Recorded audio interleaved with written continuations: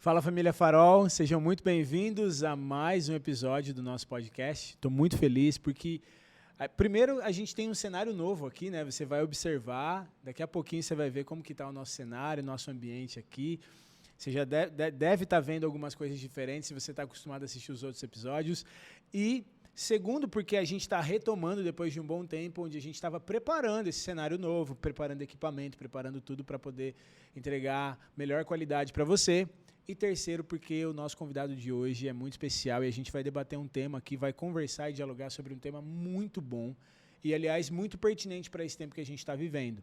Eu estou aqui com o Evandro. Tudo bem? Como você está? Tudo bem, Matheus. Estou ótimo. Prazer estar aqui com você, rever você. E já deixo aqui meu abraço para a Tayana, para a Aninha. Sim. Que Deus abençoe vocês, são uma família muito querida e é um prazer estar aqui. Amém, amém. Eu queria já começar, deixar para você falar um pouquinho da sua jornada, do que você faz e tudo mais, para o pessoal poder te conhecer um pouco melhor, saber um pouco mais de você.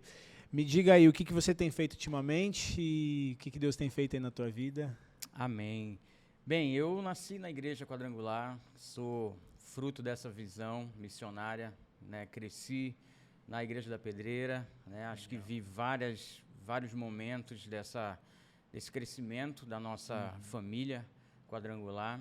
E, bem, nasci na igreja, aos 14 anos me batizei nas águas. Seus pais já eram daqui, então? Sim, legal. Eram daqui.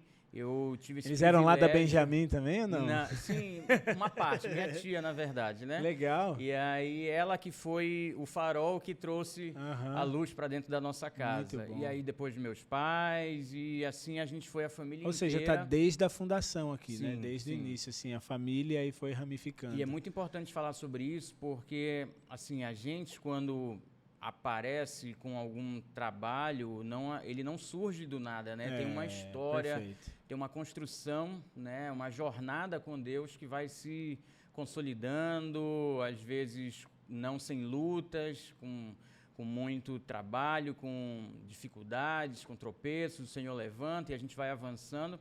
Mas eu nasci na igreja, trabalhei no Ministério de Adolescentes com Legal. 14 anos, sou da área também do louvor, da música. Bacana, muito bom. Então foi inclusive onde eu comecei a me apaixonar assim, por servir a Deus, desde o começo, realmente adolescência e juventude, sempre trabalhando na obra e rodando também o estado, pregando através de canções, né, o evangelho.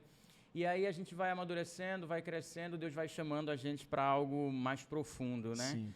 Não que o Ministério de Louvor não seja algo poderoso, né?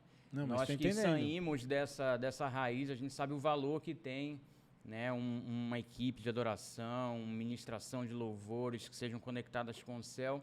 Mas você vai avançando e aí Deus me chamou para o ITQ. Legal. E em 2007 eu então fiz um estudo teológico nosso. Em 2008 me tornei pastor, né, obreiro credenciado, e de lá para cá tenho avançado, dado passos assim pela graça de Deus no ministério. Desde 2008, então. Já tem um bom tempo aí na caminhada. Já tem uma jornada grande aí no Ministério Pastoral. Antes aqui como auxiliar na sede, né, eu vou fazer essa incursão histórica aqui pelo Ministério Pastoral. Quando fui consagrado obreiro em 2008, comecei aqui na sede Pedreira, auxiliando o pastor Josué, junto com um time enorme de pastores também. E aí em 2012, Matheus, eu fui, como eu trabalho, aí aqui entra um segundo fator da minha história, né, outra parte. Eu sou formado em Direito, concursado do Tribunal de Justiça do Estado do Pará, depois fui para a Justiça Federal e assessoro até hoje um juiz federal que na época, em 2012, eu era assessor dele em Belém. E ele foi designado para instalar a Vara Federal em Tucuruí. E aí foi o momento então que eu saí daqui da igreja sede, né, com a bênção do nosso pastor, para, por força do trabalho, atuar lá em Tucuruí. Sim. E lá foi quando Deus realmente começou a me colocar à frente de uma igreja. Então eu me tornei pastor titular pela primeira vez em Tucuruí. Quando você foi por conta do trabalho, você também já foi com a missão de assumir um trabalho na igreja lá ou não? Isso veio depois? Como que foi isso aí? Isso veio depois. Eu fui por conta unicamente da profissão. Da profissão. Bacana. Eu até nem gosto, já entrando um pouco nessa questão, eu até nem gosto daquele termo que costumam utilizar de secular, trabalho secular, Sim. porque para o cristão não existe trabalho secular. Exato. Nossa identidade em Cristo não muda a partir da sua profissão, do ambiente que você acessa. Você é filho de Deus em todos os lugares. Então, não há como separar, né, esse ambiente do secular, porque a gente até entende essa expressão, né, como as pessoas usualmente falam, né, porque tem a ver com as coisas desse século. Mas se a gente olhar a nossa identidade, nós somos filhos do Pai Celeste em todos os lugares que estamos. Sim, e tudo é para a glória de Deus, né? Então, seja na tua profissão ali que você está, digamos, entre aspas, secular, que no final das contas é para a glória de Deus, é um meio de adoração, seja dentro da igreja, seja no ministério e assim por diante. Exatamente. Então, eu fui por conta da profissão e me lembro benzinho até que eu tinha um colega aqui em Belém, que já era, inclusive, diretor de secretaria, que foi o cargo que eu fui assumir acompanhando esse magistrado. Ele disse: Evandro, não adianta você ser o melhor diretor de secretaria, ter os melhores números, as melhores métricas, porque nós somos muito cobrados em relação à produtividade, uma série de coisas. E a gente procura no trabalho dar o melhor exemplo, né? Então ele dizia para mim: Evandro, não adianta você ser o melhor de tudo, use o seu trabalho como um campo missionário. E aquilo ali entrou no meu coração, e de modo que eu uso realmente, eu encaro o meu trabalho lá e por onde eu passei, né? Eu comecei a sair daqui, fui para Tucuruí, depois fui para Laranjal do Jari, no Amapá. Uau. Passei um tempo lá acompanhando também esse juiz. E agora eu estou em Marabá há 8 anos. E ao longo dessa jornada, eu sempre tenho encarado dessa maneira. Aqui é o meu campo missionário. Muito Aqui bom. eu estou para fazer a obra de Deus. Você continua pastoreando igreja lá em Marabá ou não? Sim, continuo pastoreando igreja. Vou só voltar um pouquinho, porque assim, a experiência de Tucuruí, para mim, foi marcante. Como eu era sempre auxiliar na igreja, então, desafios que estar à frente, você só vai realmente enfrentar e ser capaz de vencer quando você se depara com certas dificuldades. Nós começamos um trabalho em Tucuruí do absoluto zero, assim. Existe um bairro, uma região em Tucuruí chamada Vila Permanente, que é uma vila residencial muito boa. Eu morava ali e trabalhava na cidade de Tucuruí. Legal. E ali na Vila Permanente, nós tivemos também a bênção do nosso pastor. Eu primeiro cheguei em Tucuruí para auxiliar o pastor superintendente na época, pastor Antônio, e ele nos abençoou para iniciar um trabalho, um novo trabalho missionário nesse bairro, que é, na verdade, uma grande vila residencial. E hoje, para a glória do Senhor, hoje ali tem a igreja que nós plantamos do zero, nós deixamos ali uma igreja pronta, construída, e tem mais. Então, ali naquele lugar onde eu fui para trabalhar, né, Deus levantou 2 igrejas ali, com células, com comunidades muito abençoadas. Então, isso que você falou, a gente, aonde está, a gente precisa emanar a luz que o Senhor tem colocado em nós, né? Muito bom. Então, comecei em Tucuruí, foi a minha primeira experiência como pastor titular. Dali, passei pouco tempo no Amapá e depois fui para Marabá, e aí chego a sua pergunta. Estou pastoreando, sim, uma comunidade, aí aqui é Cidade Nova, que é um bairro, um núcleo grande lá em Marabá. Nós temos uma comunidade que está crescendo também, e Deus tem sido maravilhoso conosco. Compramos agora um terreno, vamos começar a construir. Que legal. E estamos sonhando os sonhos de Deus aí. Muito bom, cara. Que incrível isso. E você falou isso, né? Tem até muito a ver com o que a gente acredita aqui, tanto no podcast quanto o trabalho que a gente está começando a desenvolver na rede, que é justamente por isso que a gente deu esse nome de farol, porque a gente acredita que cada cristão é chamado para ser um farol que vai brilhar a luz de Cristo onde ele estiver, seja na faculdade, seja no colégio, seja no trabalho, seja dentro de casa, seja fazendo qualquer outra atividade. A gente está ali para brilhar a luz de Cristo, para ser luz, para ser esse farol, né? Então, você falando isso é muito bacana, isso, porque mostra que é completamente possível você, dentro da sua profissão, dentro daquilo que você muitas vezes faz para ganhar o seu ganha-pão, para ganhar o seu recurso, ou daquilo que você entende que é o seu propósito, você cumprir o chamado de Deus, que é ser luz, que é brilhar a luz de Cristo, né? Então, antes da gente entrar no assunto do livro... Me permita até uma inserção em cima disso daí.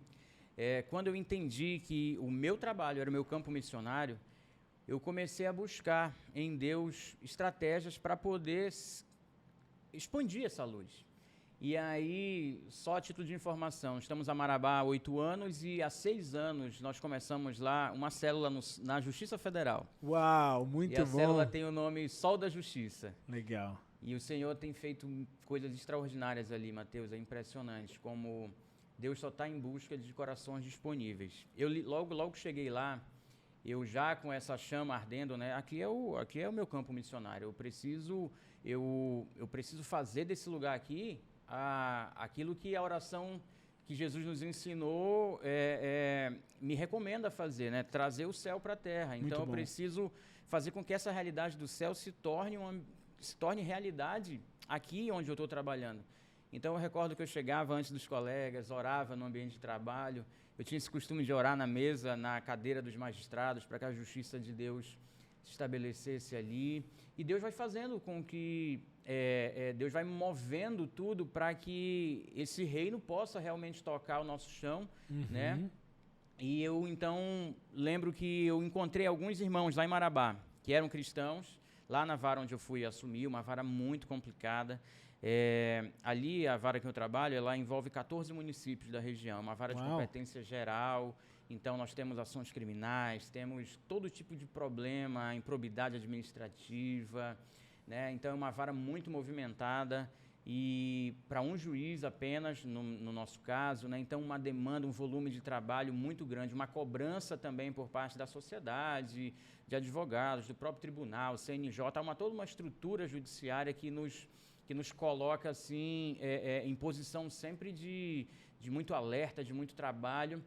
E eu dizia, não, o Senhor tem que reinar aqui nesse lugar. E encontrei alguns irmãos para começarmos um momento de oração dentro do trabalho. E foi assim que começou a célula Sol da Justiça. Porque eu encontrei 2 amigos. E o nome, né? Tem tudo a ver, muito bom. Tudo a ver. E aí encontrei 2 irmãos lá de igrejas diferentes. Vamos começar a orar para que Deus venha nesse lugar, para que haja paz nesse lugar, para que a justiça de Deus se estabeleça aqui. E começamos com encontros semanais, de oração uns pelos outros, a gente pedindo para que Deus nos desse uma estratégia de aumentar aquele trabalho. E ao longo desses anos a gente usa um auditório para 72 pessoas hoje. Que isso, cara, né? Incrível. Com muitas vidas alcançadas, lares transformados, portas abertas, a mãe dos trabalhadores que iam lá, porque ali é uma vara realmente bem movimentada, então tinha gente lá que estava precisando de cura, o Senhor curava, de resposta, de salvação, Jesus fez tudo isso, reconciliação. Então, assim, onde nós estamos, tem um ditado, né, que soldado no quartel tem que ter serviço. Eu, quando saí de Belém e fui para o interior aí, com o propósito de trabalhar, né, na minha profissão, mas na verdade Deus tinha um propósito muito maior. Então, aonde eu chego, eu me apresento lá ao pastor e digo, estou aqui para servir. E aí os nossos pastores, por onde eu tenho andado também, têm dado esse respaldo e essa cobertura, que eu considero super importante. Nós não somos um peixe, né, fora d'água, não estamos fora dessa cobertura espiritual da nossa liderança. Então, esse trabalho que tem sido realizado, seja em Tucuruí, em Laranjal, em Marabá, tem feito uma diferença muito grande. Bom. Deixa eu te fazer, entrando um pouco no nosso assunto, deixa eu te fazer uma pergunta que eu acho que é uma dúvida que muita gente pode ter, pegar o gancho do que você falou, sobre o trabalho que você está fazendo lá. Como que é essa questão? Porque ali a gente está falando de um órgão público. E aí você está trazendo, digamos assim, a gente entende na nossa perspectiva que você está... exatamente como falou, anunciando o evangelho, pregando o reino, sendo luz, mas da perspectiva de outras pessoas pode ser a ideia de você estar trazendo a religião para dentro de um órgão público e aí o pessoal vem com aquela ideia de tipo, mas o Estado não é laico? E como que é isso? Especialmente eu queria ouvir de você porque você trabalha com as leis, você trabalha com essa questão jurídica e tudo mais, então eu queria entender como que fica essa questão. Do que você está vivendo ali, de conciliar isso ser o fato de ser um órgão público, a ideia de ser um Estado laico, como que fica isso? Perfeito, esse assunto aqui é bem amplo e vou primeiro começar contando que para conseguir esse espaço lá, não foi sem, primeiro, oração Justamente para quebrar um pouco essa visão que havia, a gente teve resistência exatamente com base nesse fundamento. Olha, vocês não podem fazer esse trabalho aqui, porque nós estaremos privilegiando... Sim, que eu acho que a ideia que muita gente tem, o argumento de muita gente é esse, né? Pois pronto. E aí entrando, a ideia do Estado laico, ela precisa ser melhor compreendida. Porque o Estado laico não significa impor uma religião, mas exatamente que o Estado não deve interferir na religião. Ou seja, o governo ele não pode impor obrigatoriamente nenhum tipo de fé, nenhum tipo de dogma religioso, seja ele qual for. Até porque vamos imaginar que um dia um outro tipo de governo se estabeleça, seja no Brasil ou em qualquer lugar do mundo, e pretenda impor sobre nós uma fé diferente da nossa. Então, o Estado laico é para dar liberdade para que todo tipo de fé tenha um espaço, não apenas no campo privado, na arena privada, mas na arena pública também. Então se alguém de, sei lá, de uma outra religião, um testemunho de Jeová, se alguém que fosse, eu não sei, da Umbanda, quisesse fazer um trabalho, ele teria que percorrer o mesmo caminho, sei lá, talvez, ou de alguma maneira ele procurar encontrar esse espaço para que ele pudesse fazer ali. É mais ou menos isso? Exatamente. Porque a ideia do Estado laico é exatamente para proteger a expressão de fé de qualquer povo, de qualquer que seja o segmento religioso. Mas é certo que o nosso país é um país majoritariamente cristão. Acredita-se que o novo censo indique aproximadamente 40% de evangélicos no Brasil. Então, nós já somos mais de 30%, entre 30% e 33% hoje, né, com dados do último censo. A perspectiva é que chegue ou até mesmo ultrapasse os 40%. É uma parcela muito grande da população. Então, pretender calar ou esconder essa luz é impossível, né? Então, mas também, vamos agora fazer o contraponto disso, né? Nós também, como maioria, não podemos, embora sejamos plenamente conscientes da verdade, quem é a verdade, a quem servimos e do lado que nós estamos, mas nós não podemos pretender que os demais tenham a mesma fé que nós por algum tipo de imposição religiosa. Ou mesmo cercear a liberdade deles de se expressar e professar a fé. Exatamente. Esse é o grande desafio, é achar esse ponto de equilíbrio. Eu acho que para nós, cristãos, está muito tranquilo isso, muito claro. Se a gente pensar, e aqui me permita uma explicação talvez um pouco mais teórica ou histórica, a ideia dessa laicidade aí que você falou, esse Estado laico, né, tem um conceito jurídico que é da laicidade. Esse Estado laico, ele tem pelo menos 3 modelos.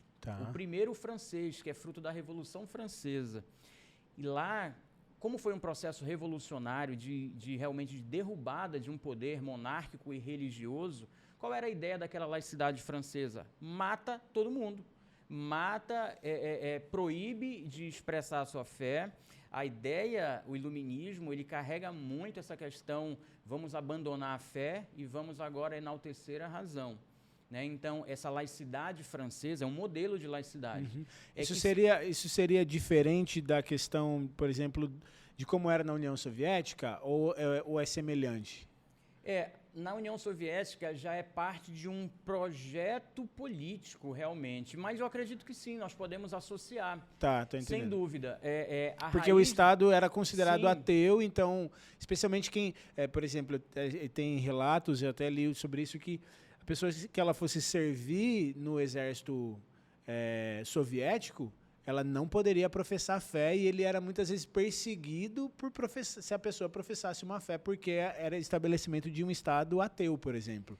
O Estado ateu, e você está falando exatamente aqui um ponto importantíssimo. Se você pesquisar o início, a história da Rússia, especialmente da União Soviética, da formação deles, você vai ver sim a influência desses ideais iluministas, ou seja, separar a fé do ambiente do ser humano, tentar extraí-la desse campo, dessa arena pública. Então, isso realmente procede. E dentro desse modelo francês, que era um modelo bem mais, como eu posso dizer, bem mais violento e de maior ruptura, a gente ficou com essa ideia de que, então, eu, que sou um servidor, ou o Estado, ele precisa se opor à religião. E não é isso. Era para aquele contexto histórico, ou melhor, ocorreu naquele contexto histórico, mas isso não significa que tenha que ser assim. Até porque outros modelos, eu vou te apresentar mais 2 modelos de laicidade. Um deles é o americano. Você sabe que os Estados Unidos da América foi fundado, né, por protestantes ingleses, né, fugidos justamente da Europa. E lá, o que eles estabeleceram como laicidade? Que o Estado, então, ele não vai impor a sua religião. Por quê? Historicamente, na Europa, era a vontade do rei que impunha a religião dos seus súditos. Então, como eles foram para um novo continente, eles disseram, não é o Estado que vai decidir a minha fé. O Estado não se meta na minha fé. Eu preciso ter liberdade para pregar o Evangelho, para viver a minha fé aqui nesse espaço geográfico. De modo que você consegue já perceber nitidamente 2 modelos diferentes de laicidade. Quer dizer, o francês ele é mais drástico, ele se opõe... Olha, eu levantei dados aqui quando estava escrevendo o livro, e é interessante, na França existe uma carta, existe uma recomendação de um órgão estudantil lá nacional que proíbe qualquer manifestação pública da sua fé particular. Então, você não pode ir para a escola... Até hoje existe isso. Você não pode ir para a escola com uma cruz no peito, com um cordão, com uma camisa... Escrito, sei lá, Jesus é o caminho, a verdade e a vida. Eles consideram que o espaço público tem que ser um espaço neutro nesse ponto. Só que essa neutralidade, na verdade, revela uma oposição à fé. Sim. O ideal seria, pelo menos no quase uma ponto... espécie de repressão à expressão de fé. Exatamente. E aí, falando sobre esses 2, né, o francês e o americano, nós encontramos o brasileiro. A laicidade brasileira... Então, só para então diferenciar aqui. No caso da laicidade francesa, que veio, como você estava explicando, ela condiciona a expressão de fé somente ao espaço privado. Então, você é livre para crer no que você quiser. Existe a liberdade religiosa, porém, dentro da tua igreja e dentro da tua casa. A partir do momento que você está num ambiente público, você não pode emitir nenhuma expressão de fé. Exatamente. Seria isso. Diferente, por exemplo, da laicidade americana que você colocou, que é liberdade de expressão total de fé, onde você tiver... Você é livre para crer, você é livre para falar, para professar a sua fé, seja não somente dentro de uma igreja ou na sua casa, por exemplo, mas onde você estiver. É isso? Perfeitamente, okay. É isso mesmo. E aí entra agora o brasileiro. Entra a laicidade brasileira, que também é inspirada na portuguesa, que na nossa Constituição lá é interessante, porque já é um avanço desses conceitos. Veja que a gente está avançando no tempo histórico e está avançando também na forma de encarar. A laicidade brasileira, ela já é bem diferenciada dessas daí, porque a nossa Constituição diz que o Estado ele vai agir em cooperação, em colaboração, é a chamada laicidade colaborativa. Ou seja, o Estado ele não vai te obrigar a seguir determinada religião, como no passado aqui era, todos os brasileiros eram, né, no tempo do Império e outros, eram católicos. Hoje a gente já não tem houve essa separação constitucional entre religião, né, e a questão política. Isso certo? Foi da Constituição de 88. 88. Na verdade, um pouco antes, mas a de 88 entra de fato, consolidou isso daí, que é a nossa, embora com muitas emendas, mas é a nossa. Legal. Né? De modo que hoje a nossa fé ela é fruto da nossa decisão, né, deliberada e consciente, e é nisso que a gente crê. O Evangelho é isso, né? Você não pode impor que alguém receba e professe Jesus, porque que valor vai ter essa confissão obrigatória? Né? Ela não tem valor algum. Até mesmo para o direito, uma confissão que é sob ameaça, ela não tem valor, ela pode ser anulada. Então imagine isso, né? Nós trabalhamos, a fé cristã, ela está baseada, está pautada na liberdade. Se a gente olhar lá para o Éden, e até mesmo antes do Éden, no céu, Deus estabeleceu a liberdade. Tanto é que Lúcifer teve a opção de desobedecer. Né? No Éden, o homem teve a opção, teve a liberdade para escolher o seu caminho. Então nós acreditamos que a liberdade, inclusive nesse campo político, nesse debate que eu trago no livro, a liberdade é o centro de tudo. Não podemos pretender estabelecer no Brasil uma teocracia sob os moldes do cristianismo, né? Ou da cristandade, da fé cristã. Não, certo. A liberdade. Nós precisamos respeitar a fé alheia, como também exigimos que a nossa fé também seja respeitada. Muito eu fiz bom. Esse histórico aqui só para chegar na laicidade colaborativa, que é a brasileira, que permite, por exemplo, hoje, que a igreja seja parceira do Estado em ações sociais. A igreja atue em colaboração com o poder público para socorro. Você vê isso aí, ó, agora no período de pandemia, as nossas igrejas abriram para receber centros de vacinação. Sim.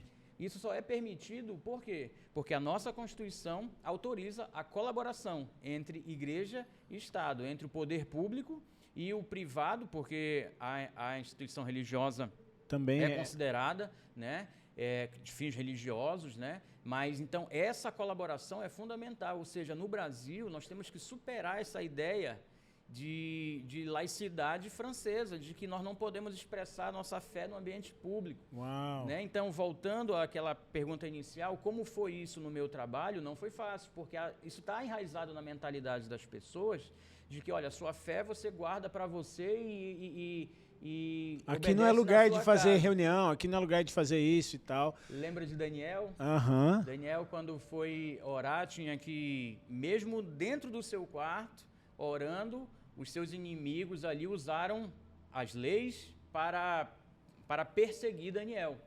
Então, é o que a gente vê hoje no Brasil. Eu trago dados no livro, e é até interessante falar isso, porque isso que aconteceu na pandemia, nós tivemos algumas ações, vou tentar fazer um breve histórico aqui.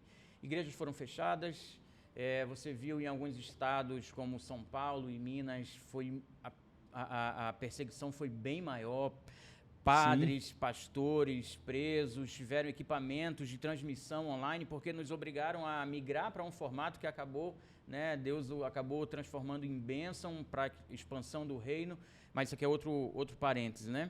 Mas a questão do governo impor, a pretexto de uma necessidade sanitária, o que houve, na verdade, foi uma intromissão indevida do Estado na igreja. Por quê? E é interessante falar sobre isso. Inclusive, o Supremo Tribunal Federal, num julgamento de uma ADIM que foi proposta lá no estado de São Paulo. O que é uma ADIM? É uma ação direta de inconstitucionalidade. Tá? É uma ação que o Supremo tem a prerrogativa de julgar, só o Supremo nesse caso, contra uma lei estadual do estado de São Paulo que seria considerada inconstitucional. Exatamente. Tá. Exatamente. E aí, nesse caso, qual que era a lei? Era uma lei que proibia, que determinava que o... Deixa eu só checar aqui, até para não dar nenhuma informação trocada aqui. Era uma lei que proibia, deixa eu abrir aqui o tópico específico. Tem bastante coisa nesse livro e eu não quero errar na referência. Enquanto você está pegando aí, gente, eu estou aqui, ele está pegando essa referência, para quem está assistindo aqui, no livro que ele acabou de lançar, né? Tem quanto tempo você lançou esse livro? Foi em outubro de 2021. Outubro do ano passado. Ano passado. Tem um ano, então. E o livro é fantástico. A gente vai comentar mais, vai conversar um pouco mais sobre isso aqui. Mas o livro chama Governai e é justamente sobre a compreensão de um entendimento de uma cosmovisão cristã a respeito da política, a respeito do governo, do que é governo, e trazendo para a nossa realidade dentro do nosso contexto aqui no Brasil e também na nossa vida cotidiana aqui na Terra.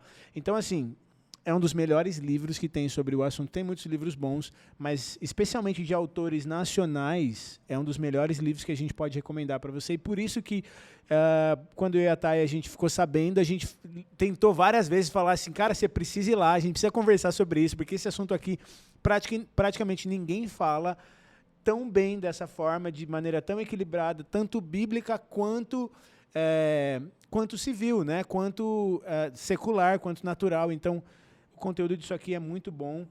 E ele deixou aqui pra gente um livro, porque um já é do Paulo, que o Paulo já ficou com um desse, mas tem um livro aqui específico que depois, no nosso culto, para quem participa aqui da nossa rede, no nosso culto a gente vai sortear lá para vocês.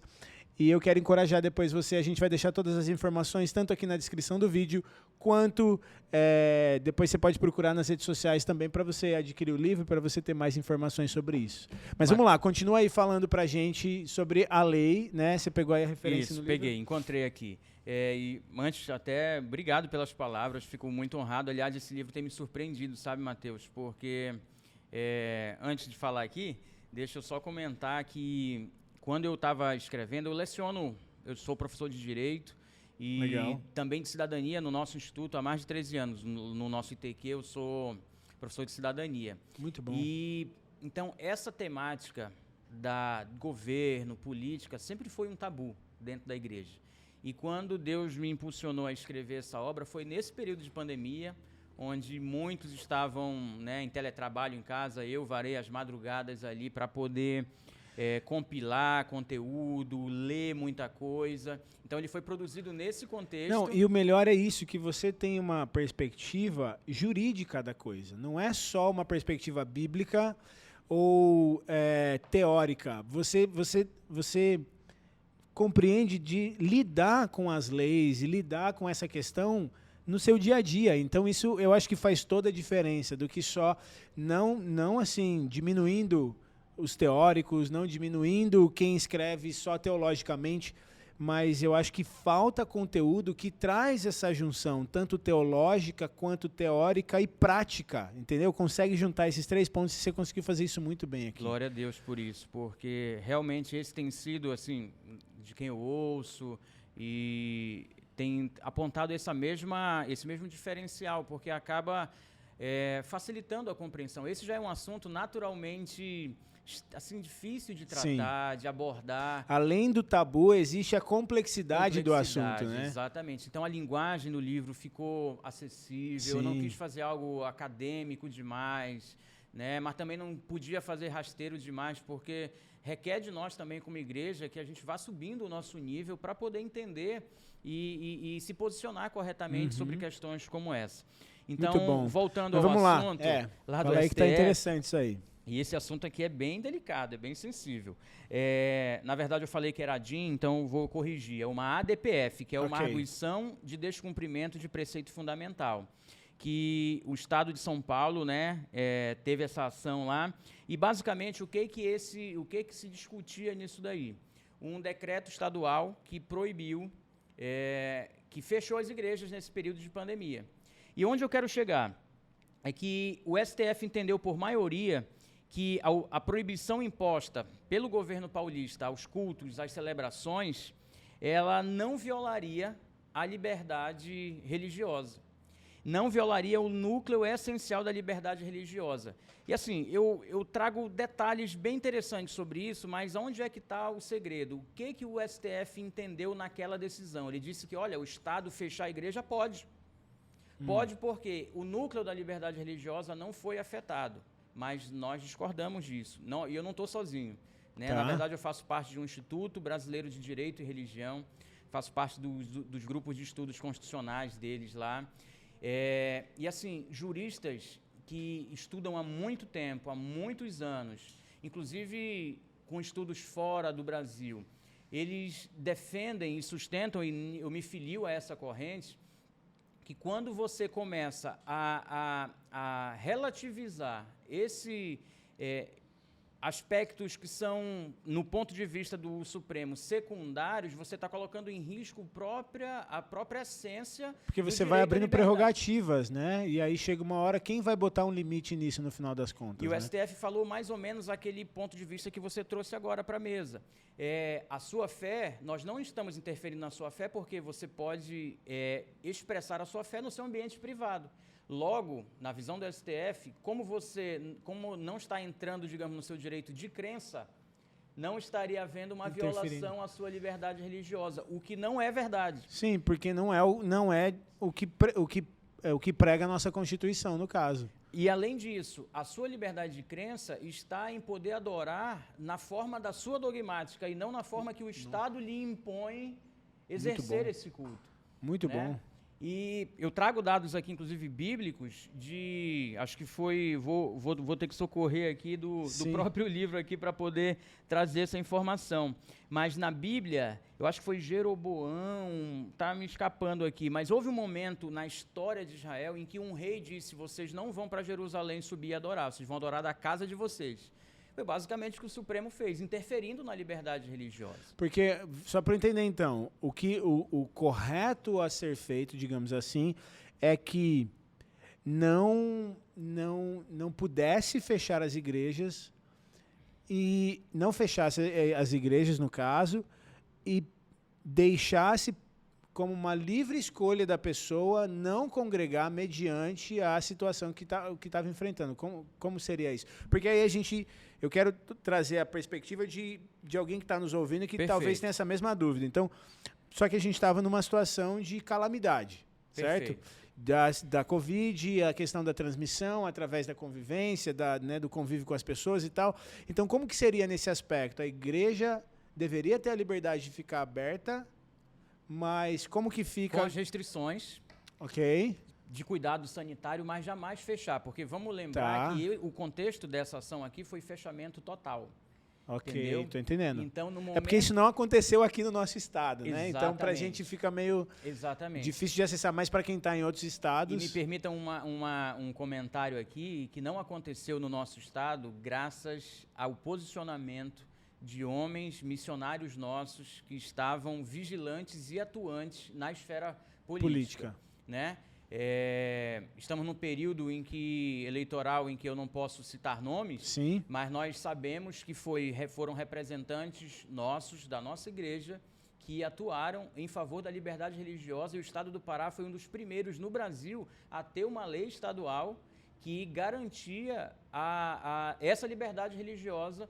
Ou seja, ainda que com restrições, ainda que limitada, por conta de um contexto internacional, uma questão pandêmica, global, nós não podemos fechar os olhos para isso. Eu estou entendendo perfeitamente o que você está falando, que o ponto é que o Estado não deveria e não deve interferir nessa questão religiosa. Exatamente. Na liberdade de culto, na liberdade religiosa, na liberdade de funcionamento das igrejas, e assim como qualquer, não só a igreja evangélica, mas qualquer outra, seja a igreja católica, seja de qualquer outra religião, seja fechar um centro de Umbanda, por exemplo, ele não deve interferir nesse aspecto. Não deve interferir. Ao contrário, as religiões, elas são cooperadoras nessa visão da laicidade colaborativa, elas estão para atuar em socorro aos necessitados, em apoio, e vamos combinar, eu gosto muito da frase do nosso pastor Josué, que diz assim, que o maior trabalho social da igreja é a evangelização. Porque quando você, de fato, leva Jesus para a vida de alguém, pode ter certeza, todos os problemas, primeiro, interiormente, seu coração é transformado, e a partir dali, você vai vivendo uma transformação de vida, de realidade. O camarada que era um pai agressivo, que era um marido, enfim, tinha todas as...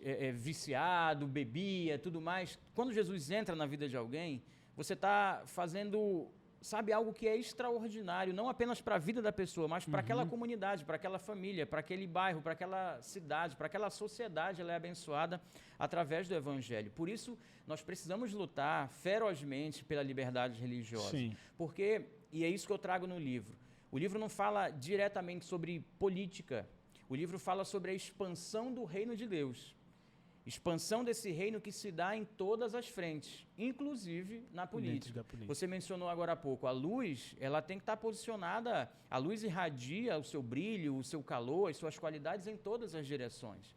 Né? Então, por que privar o cristão e o povo de Deus de estar posicionado num monte que é tão importante, que é o monte da política, o monte do governo, né? E aqui eu quero trazer um conceito, eu até falo no livro, um conceito que não é novo, né? Ao contrário, já é bem lá da década de 70, sobre a visão dos 7 montes, né? Então, economia, política, educação, artes, família, o monte da religião, tudo isso são modeladores da cultura, né? Então, se nós queremos viver uma cultura realmente em que o evangelho tenha liberdade para ser propagado e que o reino de Deus possa avançar, nós precisamos estar posicionados em todos esses lugares. A esfera de governo, a esfera política é mais uma em que a igreja se omitiu no passado, e eu digo, sem medo de errar, a nossa omissão é que gerou esse caos que hoje a gente está vendo e tentando reagir e encontrando dificuldade. Quando a luz sai, as trevas dominam. Sim. E agora o retorno da luz para essa posição de governo, que foi dada lá no Éden, para essa posição de governo, está gerando essa resistência. Né? Então, é interessante observar isso. Eu queria só citar um trecho do livro que fala sobre o Estado laico que você perguntou. O Estado laico é uma proteção primeiramente para a igreja e secundariamente para o Estado. Porque também não se pretende, pelo menos de nossa parte, não se pretende fazer com que o Brasil seja um governo evangélico. Né? Por quê? Nós estamos fundados na liberdade. Jesus Cristo veio nos trazer essa liberdade, até para não crer. Não podemos querer impor isso sobre as pessoas. Né? A nossa fé, ela precisa conquistar. O evangelho, ele não se impõe, ele se propõe. Então, é essa consciência que nós cristãos precisamos ter, especialmente nessa temática, para não parecer que a gente está querendo dominar o mundo com a nossa fé. Sim, estou entendendo. Até porque a fé está acima de governos. O evangelho está acima, ele não é de direita, ele não é de esquerda. Não é? Ele é o poder de Deus para todo aquele que crê, diz a palavra. Muito bom. Então, precisamos entender que estamos baseados nessa liberdade, até de não crer. Sim. Até de crer contrariamente a nós. Mas isso também não pode tirar de nós o direito de propagar esse evangelho, porque nós cremos que ele é a salvação do mundo. Muito bom. Dentro disso, eu tenho uma pergunta que é a seguinte. Eu acho que você colocou assim de maneira brilhante. A nossa missão não é impor o evangelho, o cristianismo, enfim, sobre o Brasil, sobre a nação ou o que for. Né, até porque a gente acredita na liberdade, então não quer uma imposição de uma religião específica, nem mesmo de nenhuma religião. A gente quer a liberdade para que as pessoas possam exercer e expressar sua fé.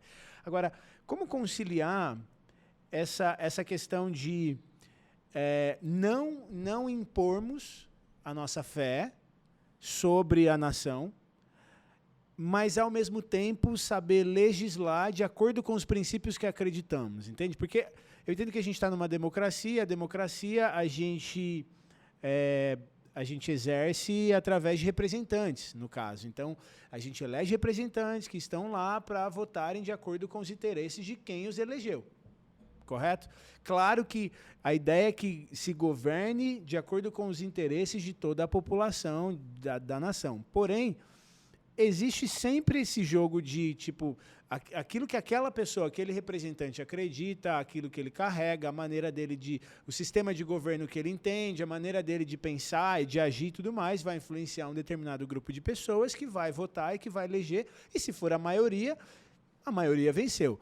Mas como que a gente acha esse equilíbrio entre eu sou um cristão e eu vou eleger pessoas que de alguma maneira acreditam ou me representam os meus valores, mas ao mesmo tempo eu não espero que ele imponha a minha maneira de crer e viver para toda a sociedade. Está entendendo a minha pergunta? Sim, dá para compreender e, na verdade, isso é muito interessante falar, porque a democracia, um dos pilares da democracia é exatamente a representatividade. Ou seja, se a gente olhar a sociedade, vai ver que ela é composta de diversos segmentos. E todos eles estão se organizando ou já organizados politicamente para ter essa voz. A nossa Constituição fala que todo poder emana do povo, né, que o exerce por meio dos seus representantes eleitos. Então está aí o nosso modelo democrático, né, a partir da representatividade. Então cada parcela da sociedade precisa ter voz no espaço onde as decisões políticas são tomadas. Eu digo que, no passado, a fé cristã ela foi combatida, ela foi perseguida nas arenas romanas, foi no chicote dos carrascos, né? Foi no corpo queimado dos nossos irmãos em Roma. Antigamente era assim. Hoje, onde é que ocorre essa perseguição contra a nossa fé? Nos espaços de decisão política, nas arenas legislativas, no Congresso Nacional, nas assembleias, legislativas dos estados, nas câmaras de vereadores, ali é no debate, é nos discursos, é nos sofismas, é nas ideologias. Eu gosto de fazer uma comparação que às vezes ajuda a gente a entender. Pensar num iceberg. Existe uma ponta que está à mostra, né, que seriam as ideologias políticas, ali onde a gente vê feminismo versus conservadorismo, progressismo, esse negócio todo das ideologias políticas, é o que a gente enxerga. Mas embaixo disso, né, não visível, a mostra na superfície, mas embaixo, você tem uma guerra que é cultural, guerra de valores. Esses valores são que sustentam essas ideologias. Então, você acabou de pontuar aí que os grupos, né, como conciliar, como interagir esse conflito, né, como ocorre esse enfrentamento, né, de ideias, né, para que, de fato, a nossa, aquilo que a gente crê esteja representado ali.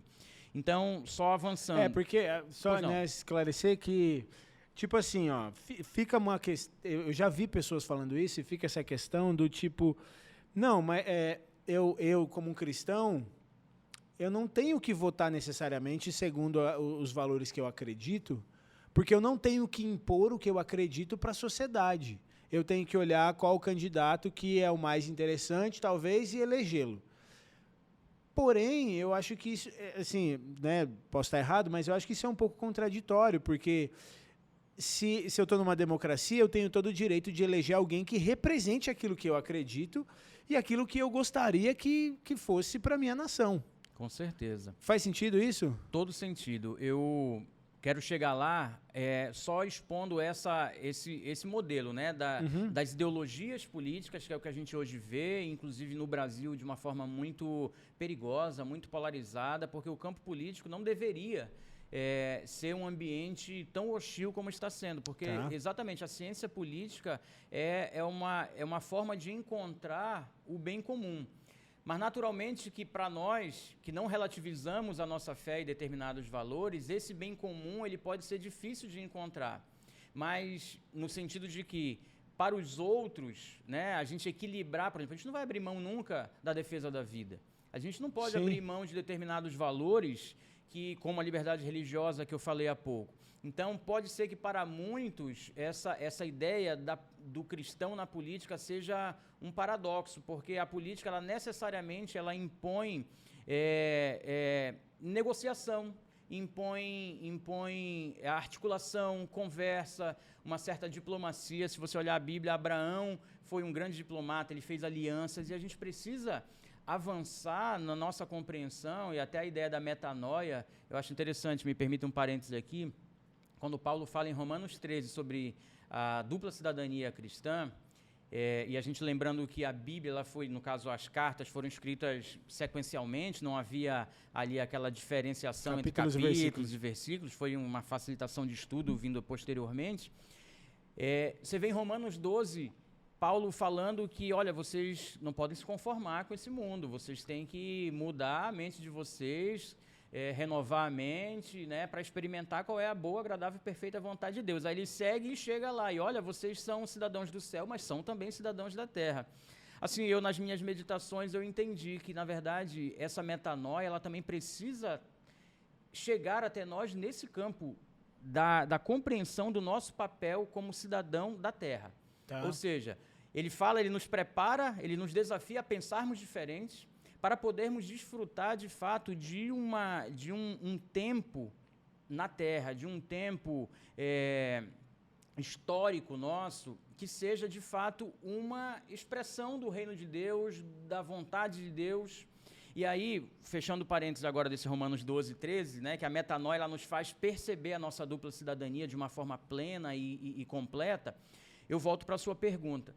Então, esse iceberg das ideologias políticas, da guerra cultural, tem por baixo ainda, e mais profundamente, uma guerra espiritual. O que a gente vê é o que está lá no topo, o que a gente vê é esse debate, esse conflito, essa polarização, mas isso tem que nos desafiar a entrar nessa arena. E entrar nessa arena, primeiro, debaixo de uma direção de Deus, né? Ou seja, entendendo que política e governo é um campo missionário. né? Eu tenho defendido isso de uma forma muito feroz, porque, para mim, servir a Deus não é só estar na igreja tocando, cantando ou pregando. Servir a Deus Sim. é estar lá na Justiça Federal, fazendo o sol da justiça, atuando, como você já colocou, em todas as áreas, em todas as esferas, atuando, dando o seu melhor para a glória de Deus e expressando ali os valores que você carrega. Portanto, diretamente na sua pergunta, é muito contraditório alguém defender que tenha determinados valores cristãos, mas não vote em quem tem esses mesmos valores cristãos. Porque a ideia da representatividade na democracia é exatamente isso. Eu vou colocar representantes que sejam alinhados ao que eu acredito, alinhados ao que eu penso. Então, é um paradoxo você pensar, e aqui me permita essa fala de uma maneira muito tranquila. Eu não consigo enxergar alguém que seja de esquerda e defenda ou vote em candidatos, seja cristão e vote em candidatos de esquerda. Por quê? Explica isso aí, isso é bom. Pronto. Porque a água e o óleo, eles não se misturam. A luz e as trevas não têm comunhão, a palavra quem diz. E talvez você recorde, os nossos ouvintes também, os nossos participantes aí, aquela mitologia do cavalo de Troia. Ali, na verdade, havia aquele presente do cavalo, né? Ele tinha dentro do seu interior as armas que foram utilizadas para destruir Troia. Os gregos presentearam Troia, né, com aquele cavalo que estava repleto de soldados, de guerreiros dentro, e quando os troianos admitiram dentro das suas portas, né, aquele cavalo, à noite, conta a história, né, que esses soldados saíram e destruíram a cidade. Então, eu penso que muitas ideias chamadas de esquerda, elas, como justiça social e tantas coisas, elas precisam ser olhadas com muito cuidado por nós. Tá. Porque, embora apresentem uma feição muito correta, muito justa e razoável, elas carregam dentro um mal muito maior do que o benefício que ela pretende ou se propõe a trazer. Então, por exemplo, comunismo é um ponto bem extremo, né? Bem à esquerda. Então, o que é o comunismo? Você falou na União Soviética.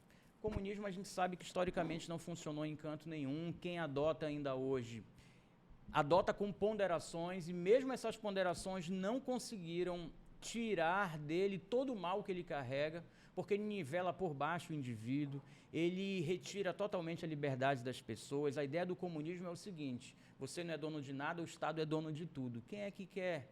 Quem é que produz? Quem é que se sente livre? Quem é que se sente apto a viver num regime assim? O Estado comunista é um Estado controlador. E nós acabamos de falar que desde o Éden, desde a eternidade, Deus trabalha com liberdade. Então, sabe, nós precisamos olhar as coisas, e é por isso que Paulo fala que o homem espiritual lhe discerne bem todas as coisas. A gente precisa olhar até mesmo programas de governo, ideais políticos, né? Com um olhar cristão, nós temos a mente de Cristo. Então, tentar enxergar o que o Evangelho pode estar ali sendo violado, agredido ou tolhido, né, nessas ideias, nessas ideologias políticas. Uhum. Então, só voltando, o comunismo é um ponto à extrema esquerda.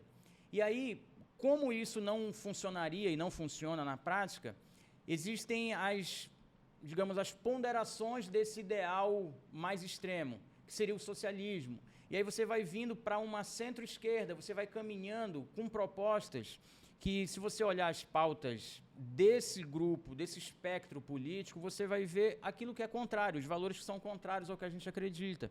A vida, a liberdade, a propriedade. Então, tem coisas que não casam, e é por isso que eu afirmo que o camarada que é cristão e que se vê defensor de ideias progressistas de esquerda, ou ele não entendeu muito bem a esquerda, ou ele não entendeu muito bem o cristianismo, porque os dois, eles não combinam, eles não conseguem caminhar juntos. Pastor, mas tem muita gente aí que é de esquerda, tem até pastor que defende, eu conheço, eu sigo vários. no Rio de Janeiro, e eu me pergunto, cada fala, cada vídeo que eu vejo desses meus irmãos, eu lamento, eu choro, e eu digo, não é possível. Da onde que foi tirar? Porque colocaram a ideologia política acima da sua fé em Cristo, da palavra de Deus e dos valores. Então isso é algo muito perigoso. A gente também não pode correr o risco de, por um outro lado, por um outro espectro, também colocar a nossa ideologia política acima do Evangelho. Por isso que eu gosto de afirmar e reafirmar que o Evangelho está acima de qualquer ideologia. O Evangelho não é de direita, o Evangelho não é de esquerda, o Evangelho é do alto, o Evangelho é da terra, o Evangelho é para todos. Né? E esse Evangelho me ensina que eu posso amar mesmo aquele que pensa contrariamente a mim. Eu posso estender a mão, eu posso socorrer, eu posso agir em favor dele, ainda que ele não tenha a mesma fé que eu tenha. Porque o amor de Jesus por nós mostra isso. Nós éramos inimigos de Deus e ainda assim ele nos amou. Então, o Evangelho nos propõe esse tipo de atitude. E eu não tenho medo de afirmar, a ética cristã, ela tem uma contribuição muito grande a dar para a sociedade. E é por isso que eu defendo, com unhas e dentes, que nós, como cristãos, cidadãos da terra, num Estado democrático, onde a representatividade é um dos pilares, nós precisamos ter os nossos representantes na esfera política. Eles precisam necessariamente ser cristãos? Bem, eu acredito que sim. Porque existem valores que não são...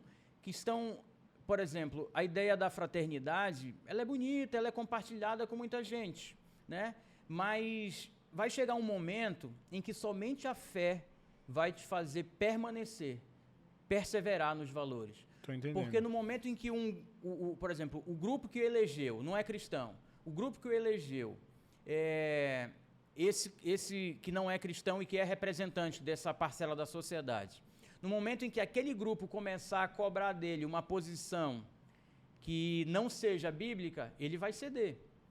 Mas um candidato cristão também não pode vir a se corromper? Pelo menos que se diz cristão? Pode. E como fica esse dilema? Cuidado, mas isso aí entra na esfera individual. Okay. Por causa dos males, eu não posso dizer que a política é má porque tem político corrupto. Né? Então, isso é algo que... Por isso que eu defendo, até essa questão do cristão na política, quanto mais maturidade ele tiver, quanto mais seriedade e trabalho ele tiver, pois são esses que a gente pode confiar. Porque eu vejo que criou-se assim um certo estigma com isso, então uma certa resistência, né? Então, assim, quase que uma ideia de que o cristão não tem que se envolver com a política. Você percebe isso andando e vendo por aí e tudo mais? Como que é? Essa foi a razão de eu ter escrito o livro. Porque, como eu falei, eu leciono cidadania nos nossos institutos teológicos, né? Já em Belém, em Tucuruí, por onde passei, sempre lecionando. E o que eu via nos olhos das pessoas era exatamente essa frustração ou essa mentalidade de que não vá para lá porque quem vai se corrompe. O cristão não deve estar na política porque política é do diabo. E aqui me permita uma fala que já é bastante até conhecida. Mas o que é política? É a junção de duas palavras gregas, polis e tekne, que significa polis, cidade, tekne, a arte ou a ciência de administrar ou de governar. Então, você junta, fica a administração da cidade, a administração do governo de uma cidade, certo? E, sabe, eu vejo um contrassenso muito grande. Por exemplo, quando a gente declara nas nossas marchas aí para Jesus que Belém é de Jesus Cristo, o Brasil é do Senhor Jesus, e aí a mesma pessoa que fala isso diz que a política é do diabo. Então, ela não entendeu muito bem ou uma coisa ou outra, porque se a política é o governo da cidade, eu estou dando ao diabo, né? E a gente precisa entender isso de uma maneira assim muito, muito séria. Aquilo que eu falo... A palavra ela tem um poder, né? Eu gero algo a partir daquilo que eu declaro, a partir daquilo que eu acredito. Então, quando eu digo que a política é do diabo, eu estou dando a ele um poder que nunca foi dele. Porque no Éden, Deus deu esse poder ao homem de governar, ao Filho de Deus, àqueles que foram chamados, aqueles que carregam a essência do Pai. Adão, ele recebeu a ordem de liderar, cultivar a terra e governar. né? Quando eu falo de cultivar a terra, é um trabalho árduo, é realmente lançar sementes. Que sementes seriam essas? Desses valores que a gente falou agora há pouco. Né? Por isso que, se eu acredito em determinados valores, eu preciso que esses valores estejam posicionados estrategicamente nos lugares onde eles vão frutificar da melhor maneira. Então, imagine se nós tivéssemos representantes cristãos ou não cristãos, vamos seguindo a linha aí, mas que defendessem esses valores da vida, da liberdade e tudo que a gente acredita. Nós teríamos um ambiente muito mais favorável até a própria expansão do Evangelho, a expansão do reino de Deus na terra. Isso é criar uma cultura. Isso é fazer expandir, é fazer frutificar esses frutos que Deus requer de nós. Mas, então, é necessário que a gente venha superar essa ideia de que a política não é um lugar para o cristão.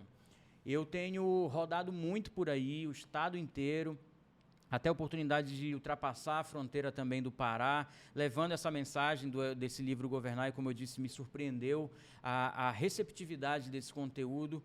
Eu acredito, Mateus, que Deus ele se move de diversas maneiras e quando ele se move sistemicamente, né? Ele vai levantando pessoas em diversos lugares.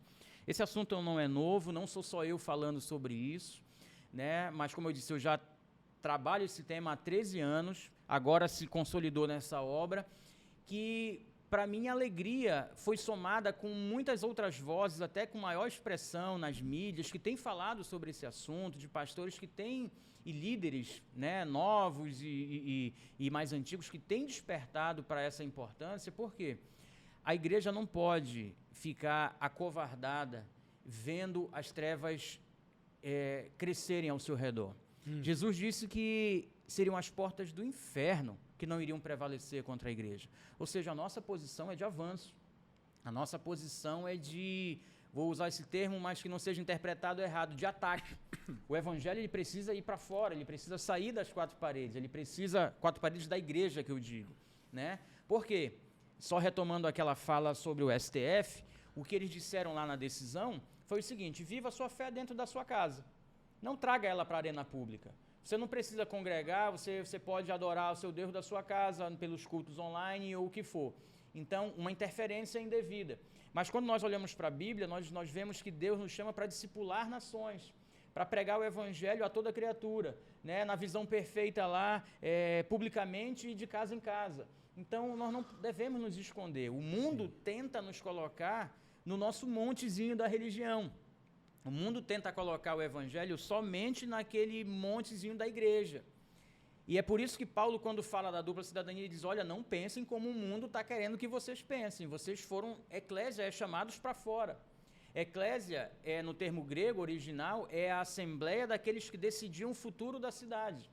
Então, perceba que a nossa missão não é somente pregar um evangelho de salvação, mas um evangelho do reino, que estabelece, que entroniza o reinado de Cristo em nós, na nossa vida, e a partir da nossa vida, onde nós estivermos posicionados.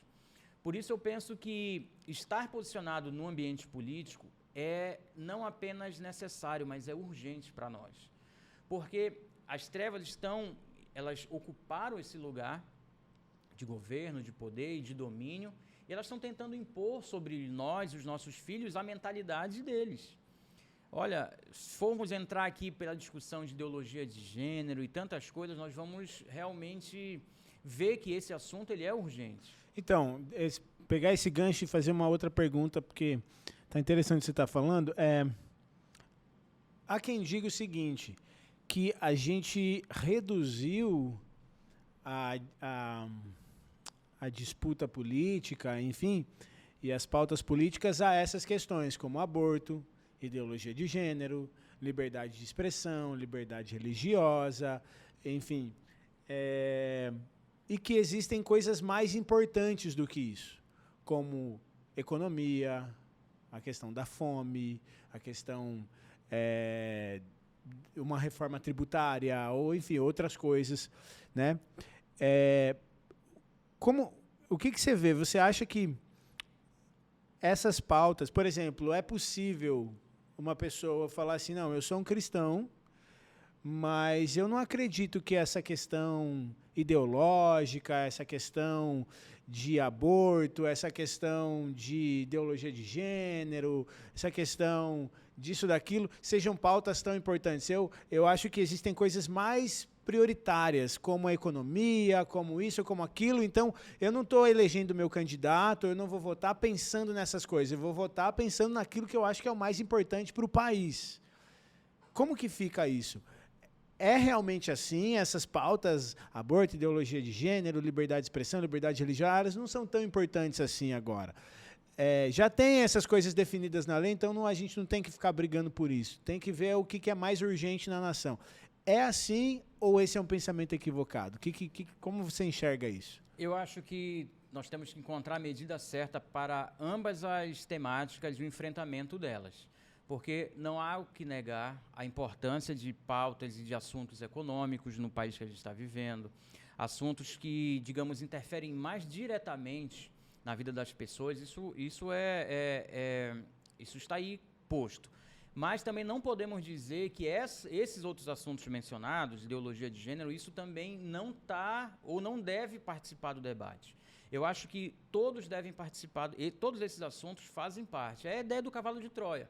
Às vezes uma ideia de, não, vamos abordar algo aqui sobre economia, sobre justiça social. Economia, justiça social, violência e tal. Dentro dele vai todo um pacote que a gente não se apercebe e é isso que vai depois nos destruir.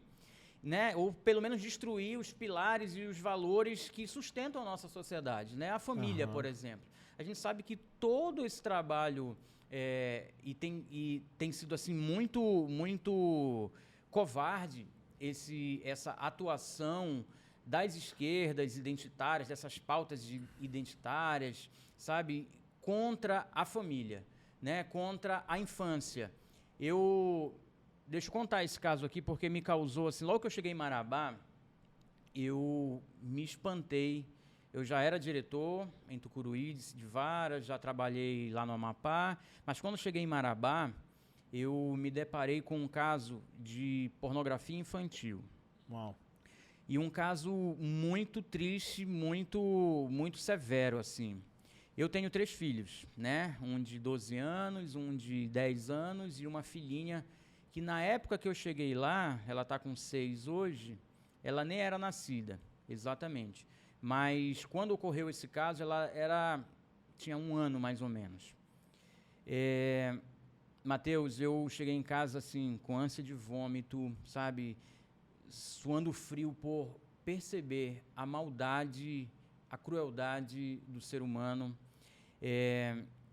Não é um dado sigiloso, eu não vou citar qual é o processo aqui, mas essa questão do abuso infantil, essa questão da pornografia tão enraizada na mente das pessoas, ela está levando a sociedade para um caminho terrível. Terrível, que você olha e você se espanta. Eu penso logo nos meus, digo, meu Deus, como é que eu vou permitir que o mundo avance nessa direção? E um dado aqui recente agora, na Alemanha, salvo engano, mês passado, juntaram-se algumas pessoas, formaram uma associação, uma aliança lá pró-liberdade para incluir mais uma letrinha nos LGBTQIA+. Agora é o Z, de zoofilia. Então, o próximo vai ser um P, né? De pedofilia. Então, essas ideias, Mateus, elas me preocupam muito e, para mim, elas são muito relevantes. Por isso que elas não podem... Eu penso que elas não podem ser a única temática de uma disputa político-eleitoral, mas elas também não podem ser ignoradas, porque isso afeta diretamente o que nós cremos, o que nós defendemos, o valor daquilo que Deus preza. Porque eu acho que muita gente que, igual como você citou, que até se diz que é cristão professo, e você vê isso e tudo mais, mas que vai para esse apoiar candidaturas de esquerda e assim por diante, eu acho que muitos deles vão nessa ideia de existem pautas mais importantes, como a fome no país, como a violência contra a mulher, como a questão do racismo, a questão do desemprego e tudo mais. E aí eles encontram nessas propostas, muitas vezes de governos de esquerda, que batem bastante na tecla de propostas sociais e tudo mais, esse respaldo de falar, cara, eu acho que esses caras aqui vão resolver, porque eles dão mais atenção para a questão da fome, para a questão do desemprego, para a questão econômica, para a questão social, do que esse outro lado. E isso, para mim, é mais importante. Mas, como você está colocando, se a gente, ao mesmo tempo, só pensar nessas coisas, o que deveríamos pensar, mas não pensar nas outras coisas que vêm no pacote. Exatamente. Isso a gente... É uma medida difícil, às vezes, de tomar. Pois é. Mas, assim, eu olho para a Bíblia e, geralmente, quando a gente fala em personagens bíblicos que atuaram na esfera política, governamental, a gente lembra Daniel, lembra José. Mas tem um cara, assim, que eu achei fantástico dos meus estudos da Bíblia, que é Mardoqueu, ou Mordecai, né? O tio de Esther. No finalzinho do livro de Esther, tem um registro fantástico, quem quiser ler vai perceber isso daí. A Bíblia fala que ele se tornou o segundo no império lá de Xerxes, do rei, e ele foi bom para o seu povo, ele foi amado pelo seu povo, e ele fez o bem para toda a sociedade. E, sabe, é assim que eu encaro a atuação de um cristão na política. Ele não pode trabalhar só para o seu grupo. Ok. Eu não digo nem pelo seu próprio interesse, porque estar na política deve ser servir ao público, né? Mas quando eu trago esse personagem bíblico para dizer que ele, quando atuou, ele não atuou só para os hebreus. Os hebreus foram os beneficiados porque através da influência dele, na rainha, né, e de tudo que aconteceu, você teve um grande livramento de Deus, e veja como Deus usa pessoas em posições chaves, né? E é isso que eu defendo, é por isso que no livro eu sustento que nós sim devemos ter representantes cristãos na política, em todas as esferas, não para impor uma religião, a nossa religião, mas para ser luz ali naquele lugar, né? Então, o Mardoqueu, a Bíblia diz que ele foi amado pelo seu povo, ele fez o bem do seu povo e ele atuou em prol de toda a sociedade. E eu tive cuidado até de trazer no livro, me permita aí, mais essa referência aos nossos representantes, porque eu percebo que aqueles que Deus nos deu a graça de estar sobre nós e serem hoje os nossos representantes políticos aqui no estado do Pará, na Assembleia Legislativa e na Câmara Federal, eles não atuam só nessas pautas, como você falou, essas pautas, digamos, ideológicas. Eles têm uma atuação profícua, muito grande e proveitosa em outras pautas que beneficiam não apenas os cristãos, mas todas as religiões. Por exemplo, leis que isentam de CMS qualquer templo religioso, lei de autoria do nosso deputado estadual. Então, assim, na Câmara Federal, o nosso representante... Ou seja, não só de igreja evangélica. Não só de igreja evangélica, Se existe um espaço alugado, por exemplo, para um terreiro de Umbanda ou qualquer outra religião... Ele deve ser isento de imposto. Exatamente. De acordo com a lei. De acordo com a lei estadual de um pastor. Entende? Então, veja como a atuação, a gente não pode querer achar que tudo gira em torno de nós, porque não é sobre nós, é sobre quem Jesus quer alcançar através da nossa vida, onde nós estivermos posicionados. Muito bom. Então, Deus pode nos usar de uma maneira extraordinária. Mardoqueu, ou Mordecai, foi usado ali naquela época para abençoar o seu povo, para abençoar a sociedade, e é isso que eu penso do cristão na política. Ele está ali não apenas para defender aquilo que hoje chamam pauta de valores, mas isso faz parte também, nós não podemos deixar de lado, porque senão nós vamos entrar nessa conversa de que determinadas coisas são mais importantes e não perceber o que está atrelado a essas pautas ou a esses modelos de governo, a esses programas de governo que trazem junto esse mal que a gente não quer. Ou seja, não podemos negligenciar uma coisa em detrimento da outra, né? Perfeito. Tipo, muito bom isso. E como que você vê, então, que... como deve ser feita... A gente está às vésperas de uma eleição, né? E, assim, a gente não tem só eleição presidencial, mas deputados federais, deputados estaduais, governadores e tal. Como que... como que você enxerga que um cristão deve se posicionar em escolher os seus candidatos e exercer a sua cidadania? Porque, diante de todos esses conflitos que a gente está falando, e como você mesmo citou, está numa situação polarizada no país, uma situação assim de embate político, de tensão política e tudo mais, e às vezes a gente fica tão focado em uma coisa específica, ou só no cargo presidencial, ou isso, aquilo, que às vezes a gente não, e só nessa tensão política, ou é o lado A ou o lado B e tal, e a gente não consegue simplesmente parar e discernir claramente, ou eu vejo muita gente assim simplesmente se perdendo na sua escolha, porque parte simplesmente por uma questão de eu gosto desse ou eu não gosto desse, entendeu? Esse cara aqui é bacana, esse aqui não é, eu odeio esse cara aqui, eu odeio aquele ali, e aí ele faz do voto só uma posição de revolta. Tipo, eu vou votar reativa, nesse... né? Isso, exatamente.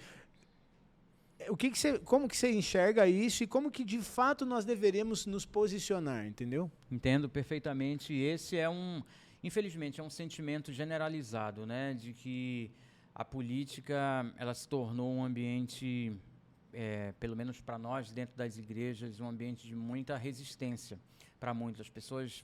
Não querem tratar, nem discutir. Eu acho errado, porque no momento em que eu rejeito até aprender, conhecer, eu já criei um bloqueio que me impede de desfrutar, de entender. Platão tem uma frase que eu coloco no livro, que é: não há nada de errado com quem não gosta de política. Simplesmente serão governados por aqueles que gostam. Então, política é algo que faz parte do nosso dia a dia. Nós estamos aqui como cidadãos, nós pagamos tributos na roupa, em cada equipamento que você usa aqui, tem impostos, tem tributos agregados, na gasolina do carro que trouxe você, na energia elétrica. Ou seja, isso é questão que envolve decisões políticas, decisões de governo, né? Então, a política faz parte da nossa vida, mesmo que a gente não queira, mesmo que a gente não goste. Então, eu acho que um primeiro passo para a gente começar a superar e a romper esse bloqueio seria a gente começar a se abrir mais para procurar entender, né? Procurar entender que a política faz parte da nossa vida, quer a gente queira, quer não, e a partir disso, então, se abrir para poder enxergar isso de uma maneira correta, santa, bíblica, porque como cristão nós não podemos ter um outro olhar. Eu que tenho a mente de Cristo, eu preciso procurar enxergar a política, como qualquer outro evento da minha vida, com um olhar cristão, com a mente de Cristo, procurar entender e me posicionar de acordo com, atento ao que está acontecendo, né? O orar e o vigiar, ele representa também esse olhar para a Bíblia e para o cotidiano, né? Eu preciso saber que essa eleição, e você mencionou muito bem, ela não é só para presidente. Até porque, no contexto do nosso modelo de poder político, o presidente é um dos três que governam. E se vamos combinar que hoje o troço está tão desarrumado que o judiciário tem, através de um ativismo, eu falo isso no livro, ele tem assumido uma dianteira e um destaque que nunca deveria ser dele, porque o Poder Judiciário era para dar sustentação, era para dar segurança jurídica. E eu arrisco dizer que, sem percebermos, o Legislativo está sendo muito negligenciado. Muito negligenciado. Porque as pessoas estão focando tanto nesse embate do Executivo com o Judiciário que tem muita gente esquecendo da realidade que define boa parte do que acontece também, na verdade, que é o Legislativo. Faz sentido? E aqui eu ia chegar. No nosso modelo, nós temos que dar a cada um o valor e a importância que lhe é devida.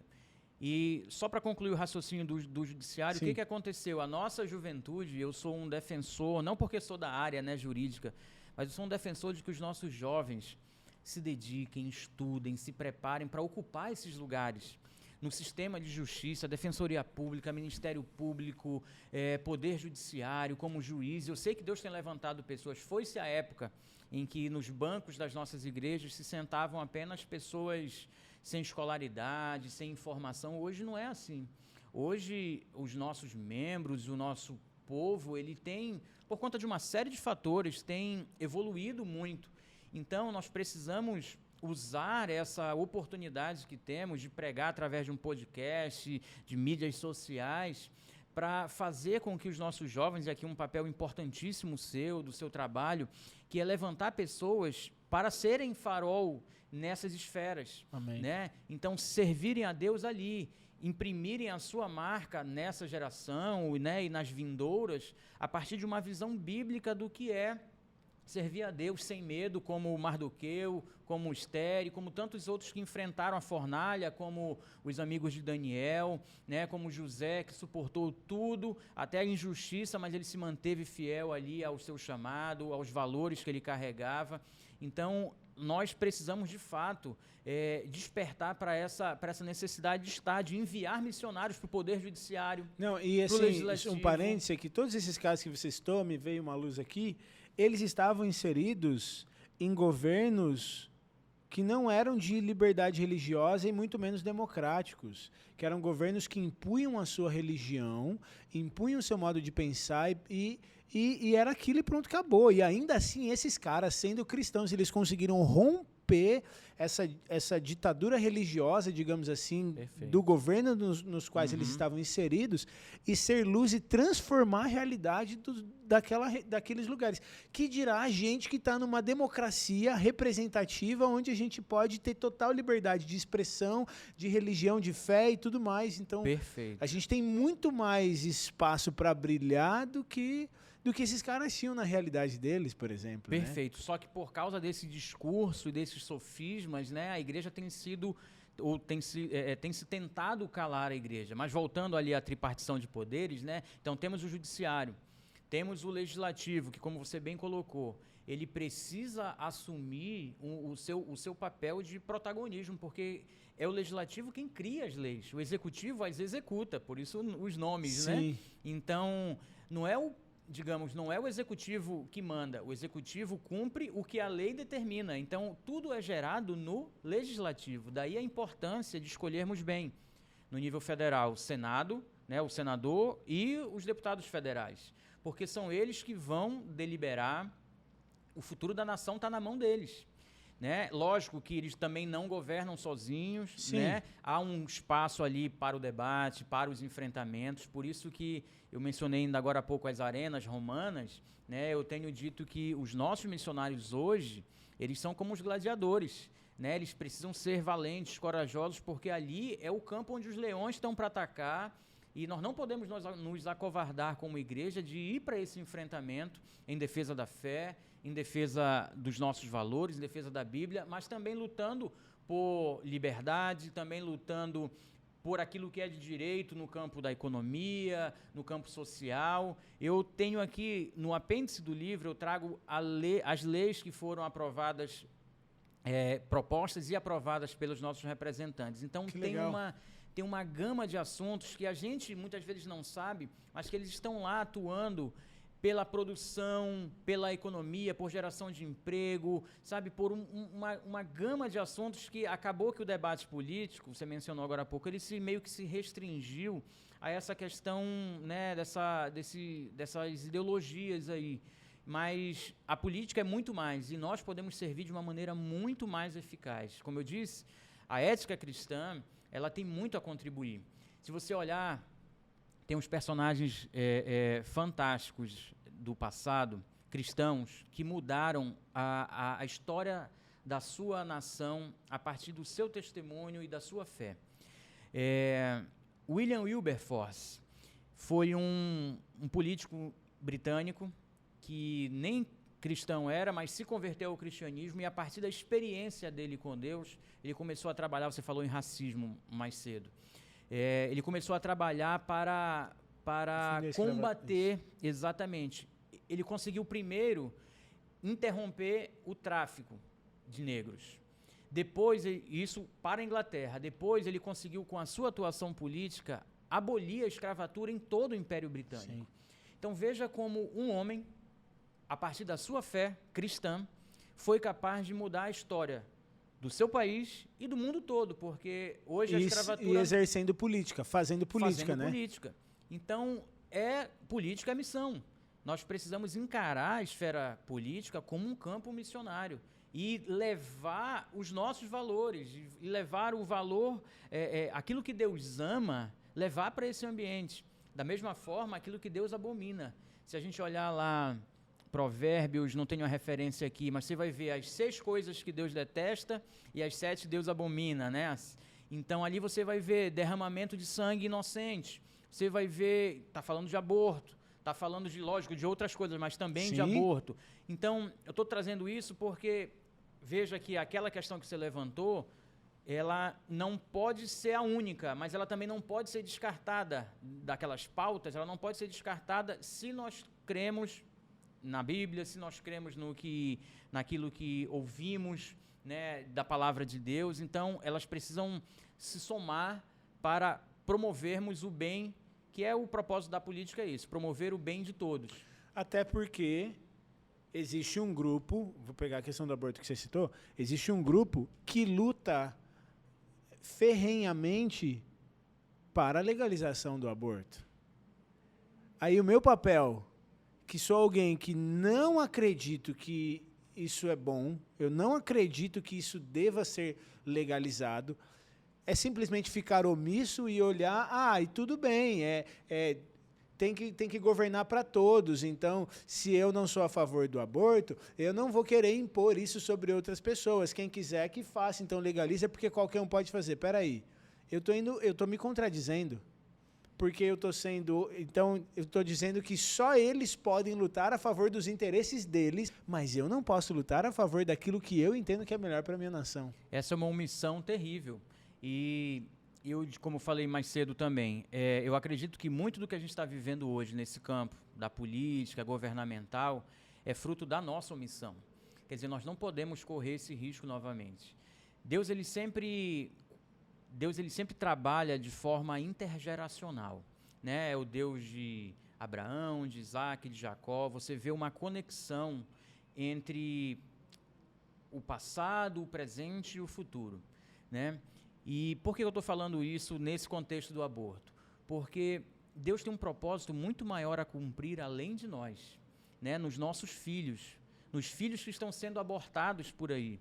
Quando a Bíblia diz que nós fomos escolhidos no ventre da nossa mãe, né, quando ainda éramos uma substância informe, né, porque alguns defensores dizem que até determinadas semanas, imagine, já estão admitindo até, salvo engano, são 6 meses de vida. Absurdo. É um absurdo. Então, são propósitos que Deus estabeleceu ali para aquela vida que estão sendo mortos num lugar de vida, porque o ventre é um lugar de vida, né? E quem já passou pela experiência da perda de um bebê, como vocês, e nós também, minha esposa também passou por isso, nós sabemos o quanto é doloroso e o quanto isso deixa marcas. E mesmo nós, sabendo de tudo isso, mas encontramos força em Deus para superar e entendemos o propósito de Deus, mas nós sabemos que muitas e muitas pessoas fizeram do seu ventre um sepulcro, né? Isso já virou algo banal, né? E não é à toa, me permita esse outro comentário, uma análise particular minha. A Argentina, no final de 2020, salvo engano, aprovou, teve uma grande festa, isso foi noticiado aí, aprovou lá no Congresso, né, a autorização para aborto, eu não me lembro exatamente até quando, mas eu sei que é liberado lá hoje. E sabe, eu procuro sempre conectar as coisas do mundo natural com o mundo espiritual. Não me engano, é até o 6º ou 8º mês, acho que é o 6º mês. Eu sei que fato é que depois disso, você começou a ver a Argentina num declínio, não apenas moral, mas econômico, porque olhando a Bíblia, a gente observa que Deus ele julga nações. Deus, ele quando vai operar juízo, ele opera juízo sobre geografias inteiras. Sodoma, Gomorra, ai de ti Corazim, ai de ti Betsaida. Quer dizer, quando ele olha para uma coletividade. Então, isso nos desafia a pensar, não apenas no nosso umbigo, mas pensar no nosso país, no nosso estado, na nossa cidade. Porque se nós fomos colocados por Deus, aonde nós estamos plantados, é para fazer a diferença ali, é para iluminar, é para gerar uma nova cultura, é para trazer uma realidade que seja diferente daquela que está sendo vivida. Sabe, por onde Jesus andava? Jesus é a verdade. E eu gosto de fazer essa diferenciação, essas duas dimensões, da verdade e da realidade. Aonde a realidade era de doença, de opressão, de miséria, Jesus, que é a verdade, chegava, ele mudava aquela realidade. Então, não é a realidade que muda a verdade, é a verdade que transforma a realidade. Então, quando eu sou alcançado pelo poder de Deus, quando eu sou transformado, quando eu sou avivado, deixa um parêntese aqui, que eu li um livro do seu pai, pastor Edino, ele fala sobre o avivamento da Rua Azul. Eu menciono ele no livro. Bom. Que legal. Quando eu falo sobre avivamentos que precisam gerar transformação na cultura. Não adianta a gente vir para um seminário, para um congresso, receber muito de Deus e isso não frutificar lá na ponta, lá no dia a dia, lá no meu trabalho, lá no meu bairro, na minha rua. Então, o avivamento, aquilo que eu recebo de Deus, ele tem que produzir algo na minha realidade. O que eu carrego de Deus dentro de mim precisa vir para fora. É o rio, né, que flui do nosso interior, transformando vida. Aquele que tiver sede, venha a mim e beba, e do seu interior fluirão rios de águas vivas. Então, perceba que nós carregamos algo da parte de Deus que pode transformar a realidade ao nosso redor. Então, eu penso que na esfera política, nós precisamos também encarar com esse propósito.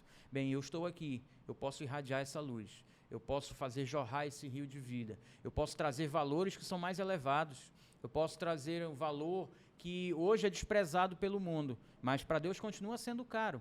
A vida, a liberdade, a infância e tantas coisas ali, enfim. Eu acho que a gama de assuntos relacionados é enorme, né? E a gente não pode se furtar a enfrentá-las e a encará-las da maneira bíblica, santa e correta. Muito bom. Você está falando isso, e aí me veio uma coisa aqui na mente, que, eu não sei se você concorda, mas eu acredito que também exista no país hoje, e eu acho que talvez parte dessa polarização e dessa tensão que a gente enfrenta é consequência disso, uma espécie de idolatria política, de enxergar, isso tanto de um lado quanto do outro, né, de ambos os lados, de enxergar aquele político específico como a resposta para os problemas da nação. Que a gente estava falando sobre essa questão do voto e de como a gente pensar, e você falou sobre a questão dos três poderes, e aí eu acho que muito se reduziu a questão política a isso. Tipo, não, porque é o fulano que vai resolver a situação do país. Eu queria entender o que você pensa disso, como que você enxerga isso, especialmente para nós que somos cristãos, porque várias vezes você citou que a nossa esperança vem do alto. E que nós, embora a gente eleja os nossos representantes, o nosso governo é o governo de Cristo. E o teu livro fala sobre isso, fala que a ideia principal é você trabalhar para a expansão do reino, né, mais do que qualquer ideologia política. Então, como que você vê essa questão de enxergar uma determinada figura política como sendo a esperança? Isso eu estou falando porque eu vejo de ambos os lados, que eu acho que a gente precisa eleger os nossos representantes, mas você acha que existe esse exagero idolatria ou não, política, essa idolatria, né? Aí?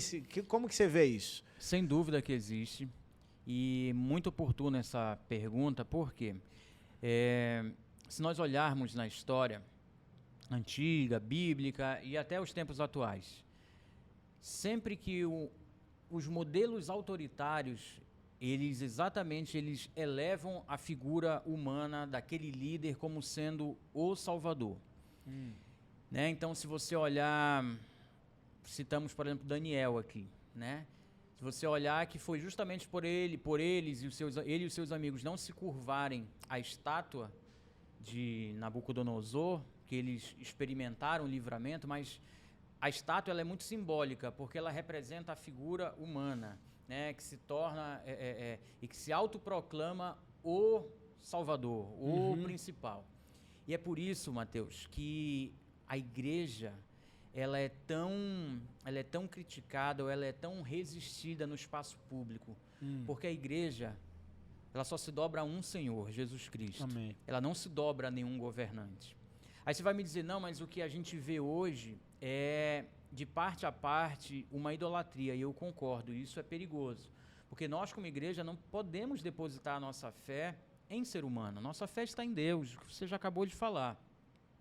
Mas Deus usa pessoas... Existe um meio termo aí, né? Existe um ponto-chave aí, né? E especialmente nesse tempo que estamos vivendo, qualquer um de nós aqui vai ter suas reservas em relação ao posicionamento do atual presidente, né? Não vai concordar com ele em certas posições, em certas falas, mas também nós vamos concordar com ele em outros posicionamentos. E a questão, o que nós não podemos é nos omitir de tomar uma decisão. Isso que é muito perigoso.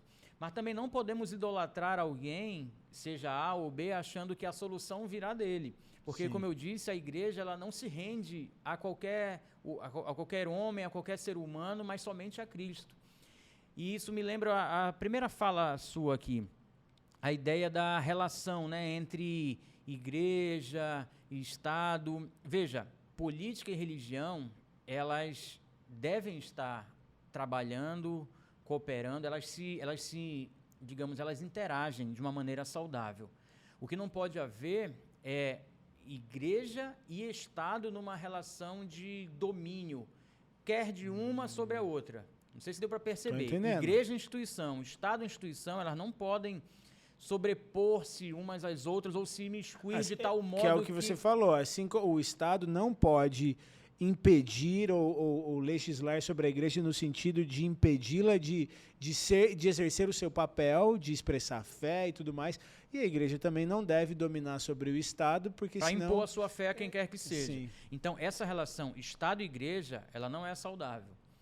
Né? A história de dominação, de dominação não é saudável. Mas a relação religião e política e governo, ela não é apenas saudável, como ela é recomendável, porque se nós cremos que Jesus é a verdade, que a contribuição do Evangelho pode mudar a realidade das nossas cidades, né, socorro aos necessitados. Eu citei William Wilberforce em relação à escravatura, mas quantos não foram os homens e mulheres ao longo da história que, pela sua fé cristã, atuaram em favor dos necessitados, atuaram em favor... a ideia das escolas é uma ideia cristã, da escola bíblica, né? Que depois se tornou escola pública. As universidades são uma ideia cristã. Exatamente. Então, os grupos de filantropia, de socorro às ONGs, Santas Casas. Então, tudo isso é contribuição cristã.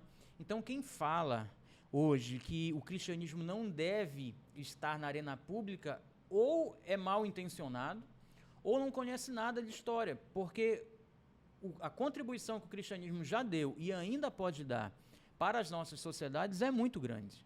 E todos usufruem desse benefício, né? Não só os cristãos. Perfeitamente. Todos usufruem. Então, o que eu queria colocar pedir para você colocar é o seguinte: o que você recomendaria como um conselho saudável para quem está ouvindo a gente diante...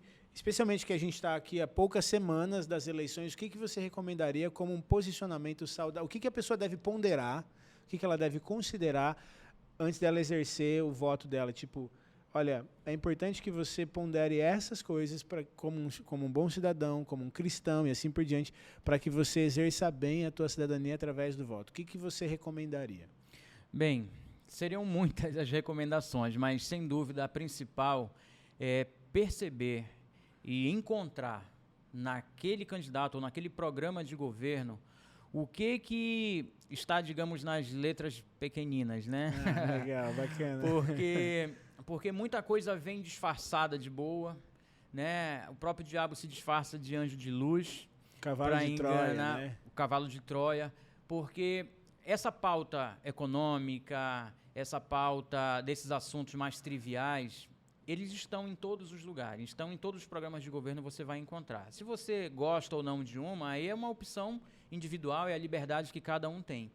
Mas o que me preocupa é o que está nas entrelinhas, porque às vezes no afã de tentar solucionar, digamos, um problema da pobreza com uma justiça chamada social, você traga junto com ela aquilo que vai destruir as bases da nossa sociedade.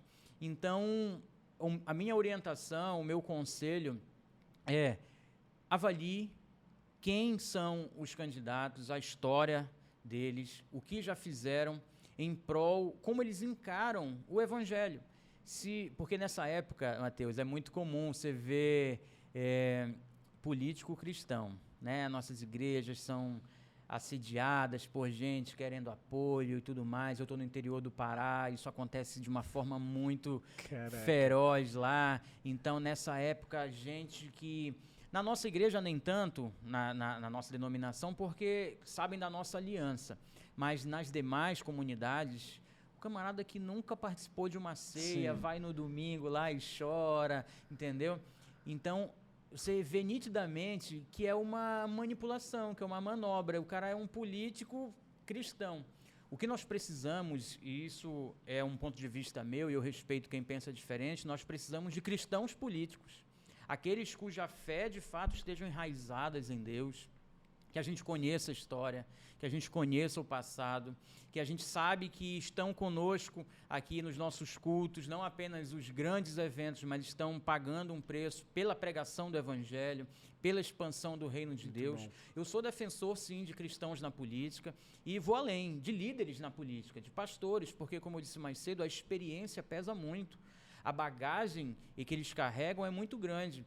E alguém pode dizer assim, mas Paulo fala que quem exerce o ministério está descendo para atuar nessa questão política e que você não deve se misturar, o soldado ele não se... Tem uma passagem bíblica... Não se mistura, não milita no negócio dessa vida. Então. Exatamente. Mas perceba que Deus não está interessado só na nossa vida no futuro, né, no céu. Deus está interessado nessa vida aqui. Quando eu falei agora há pouco, rapidamente, sobre o evangelho da salvação, parece que a nossa mensagem parou aqui, que precisamos salvar e está salvo, está pronto. Jesus agora me leva para o céu.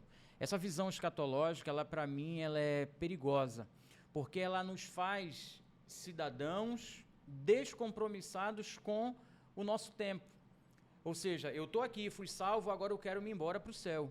Sabe, a minha salvação eu já conquistei, eu vou adorar aqui agora dentro da igreja, no máximo eu vou pregar o evangelho ali, eu não vou influenciar, eu não vou ser luz, eu não vou trabalhar para expandir esse reino.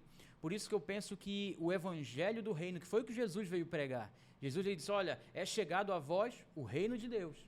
Jesus veio pregar o reino. E esse reino é o quê? É um reino de transformação. Todo reino tem uma cultura, uma mentalidade diferente, uma lógica diferente. Sim. Né? Então... é esse reino de Deus entre nós que nós devemos trabalhar para atraí-lo para nós. Foi essa oração do Pai Nosso, né? Venha o teu reino, seja feita a tua vontade, assim na terra como no céu. Sabe, esse vir o reino de Deus é o grande segredo. Então, na decisão, inclusive, o seu voto, e voto é uma aliança, temos que ter muito cuidado com a aliança que fazemos, porque ao se aliançar com alguém que defende o aborto, você se torna... conivente, né? Participante daquilo. Então, mesmo que a justificativa para o seu voto seja a questão econômica do país, você está agregado a isso, você está trazendo as letrinhas miúdas. Então, nos votos lá na Câmara, na Assembleia, ele vai decidir conforme o pacote, conforme o programa. E no programa está lá que a vida intrauterina não é vida humana, então ela pode ser relativizada. Foi assim que fizeram também no nazismo e em tantos outros exemplos históricos. Você começa a coisificar pessoas para poder depois descartá-las. Então isso é muito perigoso. Por isso que eu enfatizo que a nossa decisão, seja ela em que área for, ela precisa levar em conta o que Deus pensa. Sim. O que Jesus faria. Jesus traria essa decisão, ele concordaria com esse ponto de vista, não apenas com os bonitos que estão sendo mostrados, mas com o que está dentro, né? Então, acho que essa é uma dica que pode ajudar alguém, né? Muito bom, muito bom. Como foi que você se interessou por esse assunto e decidiu explorar mais isso, escrever sobre isso, enfim? A minha formação é jurídica, né? Desde as aulas da faculdade, me encantei com as primeiras disciplinas que falavam sobre teoria geral do Estado. Eu acabei me formando, eu até pensei em fazer ciência política, mas na época não tinha, e eu nem imaginava o que Deus, anos mais tarde, poderia fazer. Mas eu formei em Direito, depois fiz pós-graduação em Direito Constitucional, que é a minha área, que tem a ver com tudo isso que eu falo, Sim. que eu trago no livro. Aí, paralelo a isso, fiz o ITQ também, e eu fui sempre tentando trazer a minha fé para o meu ambiente, né, profissional, de estudo, acadêmico, e o inverso também. Então, eu acho que essa é uma interseção, né, o livro é uma interseção interessante entre o que eu creio, o que eu trabalho. A ideia surgiu na pandemia, porque em dado momento nós ficamos reclusos um bom tempo, e eu digo, Deus impulsionou para a gente começar a escrever. Eu já tinha algumas anotações, eu digo, vou aproveitar esse tempo para poder produzir algo que, quem sabe, seja útil para a igreja. E eu falei agora há pouco sobre uma janela, né, de oportunidades, que não sou só eu falando sobre isso, tem muitas pessoas Sim. no Brasil, e é interessante como Deus vai conectando, né? Na verdade, não é nem pessoas, vai conectando propósitos, né? Eu fui conhecendo muita gente, fui tendo oportunidades e fui me surpreendendo com a repercussão do livro. Como você falou, ele hoje tem sido assim, uma grande ferramenta na mão de muitos líderes que têm lido. Já estamos com 5.000 livros, lançado no ano passado, né? Não é muito, Uau. Mas para mim é bastante, sim. É bastante coisa. E a gente está expandindo essa mensagem porque eu acredito muito nela.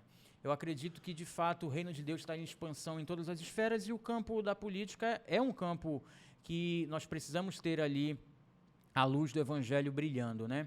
Mas na faculdade eu me encantei com esse tema. Depois fui estudando, fui lendo, me tornei professor de cidadania no ITQ, fui professor de direito também em processo civil em alguns lugares por onde passei, em faculdades privadas, e em 2020 comecei a escrever, logo que deu aquele lockdown lá, eu parei para colocar no computador, e Deus foi abrindo portas, foi conectando pessoas, tive parcerias aqui, assim, endossos incríveis do Davi Lago, pessoas que eu admiro muito, inclusive me tornei amigo de alguns deles, passei a participar do instituto desse IBDR, que é um Instituto Brasileiro de Direito e Religião. Então, Deus vai unindo e vai trazendo pessoas que vão sempre somando, né? E cada um que está aqui nos escutando, saiba que Deus vai conectar você a pessoas para te levar a um propósito maior. Muito bom. Se o pessoal quiser adquirir o livro, como faz? Em Belém, CPAD, e na internet, na Amazon.com, tem disponível. Vai estar o link aqui na descrição do podcast. Legal. E tem também, já estamos produzindo já um próximo para ano que vem. Eu creio Legal. Que já é um desdobramento dessa reflexão. Você falou até algo muito interessante sobre o tema que eu vou trazer no próximo livro, mas não vou dar spoiler ainda. Vamos deixar para o próximo, meu Deus. próximo podcast aí. Mas muito bom. Quero registrar também, Mateus, que eu li o seu livro, Caça ao Tesouro. Ah, que legal. Poxa, que bacana. Eu achei fantástico. Apliquei lá no Shopping Marabá. Deus me usou para alcançar, sabe, vidas ali. A minha esposa estava comigo num jantar, estava esperando o sanduíche, e eu tinha acabado de ler. Eu dizia, eu quero viver essa experiência que o Mateus está ensinando aqui. E é incrível como Deus usa uma semente, né, para frutificar na vida de outras pessoas. Então, fui alcançado também pela semente que um dia você lançou. Amém, amém. Né, e que Deus continue te usando ainda mais. Amém. Nossa, fico muito feliz de ouvir isso.